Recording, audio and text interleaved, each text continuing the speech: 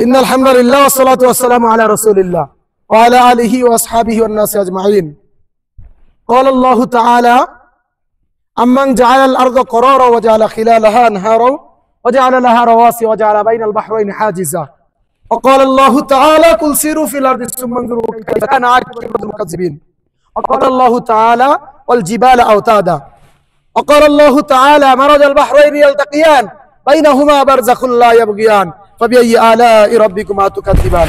সম্মানিত ভিউয়ার্স, সম্মানিত উপস্থিতি, আমরা এসেছি এখন আল শিফা পাহাড়ে, সৌদি আরবের সর্বোচ্চ চূড়া 14,267 ফিট উঁচু চূড়ায়, যেখান থেকে এদিকে তাকালে আমরা মেঘমালা নিচে দেখতে পাচ্ছি। আলহামদুলিল্লাহ, আমরা আসার সময় দেখলাম আঁকাবাঁকা মেঠোপথ পাহাড়ের বিস্তৃত এই অঞ্চলে।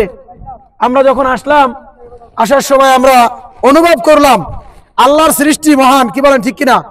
আল্লাহ বলেছে, তোমরা পৃথিবী পরিভ্রমণ করো এবং দেখো আমি কিভাবে পৃথিবীকে ঢেলে সাজিয়েছি এবং অবিশ্বাসীরা কিভাবে অবিশ্বাস করে।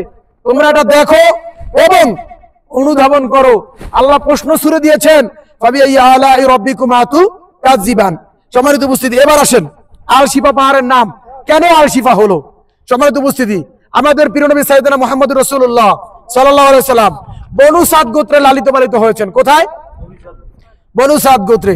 বনু সাদ গোত্র এই পাহাড়ের ঢালে, সেখানে মা হালিমার বাসায় তিনি লালিত পালিত হয়েছেন।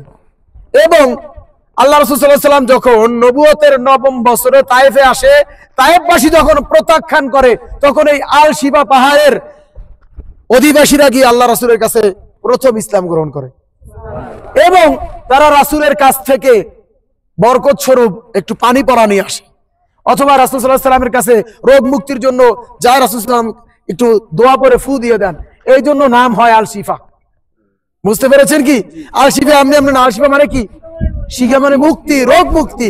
সম্মানিত উপস্থিতি, আজকে আমরা হিলফুল ফুজুল হজ এজেন্সির মাধ্যমে, হিলফুল ফুজুল ট্যুরস এন্ড ট্রাভেলস এর তত্ত্বাবধানে আমাদের 35তম গ্রুপ নিয়ে আমরা এখানে এসেছি। আমাদের সাথে রয়েছেন আমাদের বাংলাদেশের একজন বিশিষ্ট আলোচক, প্রিয় ভাই হাফেজ মাওলানা মুফতি শামীম আহমেদ, রয়েছে আমাদের প্রিয় ভাই ছাত্র নেতা অ্যাডভোকেট রিয়াজুল ইসলাম, রয়েছেন পুলিশের সাবেক একজন সাব ইন্সপেক্টর, এরপরে রয়েছেন বিভিন্ন পর্যায়ের কর্মকর্তা, ব্যাংক কর্মকর্তা এবং আল্লাহর ঘরে মেহমান বিন্দু।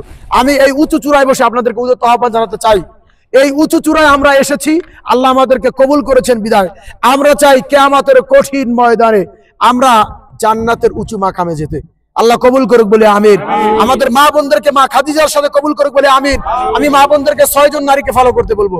একজন হচ্ছেন হাজার আলাইহিস সালাম, 2 নম্বরে মারিয়াম আলাইহিস সালাম, 3 নম্বরে আসিয়া আলাইহিস সালাম, 4 নম্বরে মা খাদিজাতুল কুবরা রাদিয়াল্লাহু তাআলা আনহা, 5 নম্বরে আয়েশা সিদ্দিকা রাদিয়াল্লাহু তাআলা আনহা এবং 6 নম্বরে ফাতেমাতুজ জোহরা রাদিয়াল্লাহু তাআলা আনহা।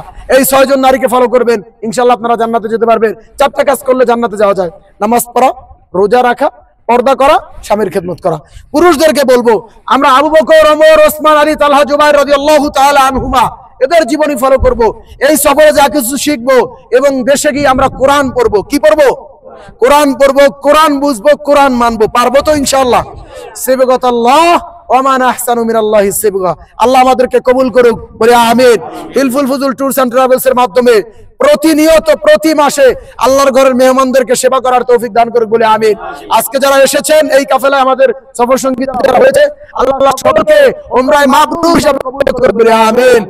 আসসালামু আলাইকুম ওয়া রাহমাতুল্লাহি ওয়া বারাকাতুহু।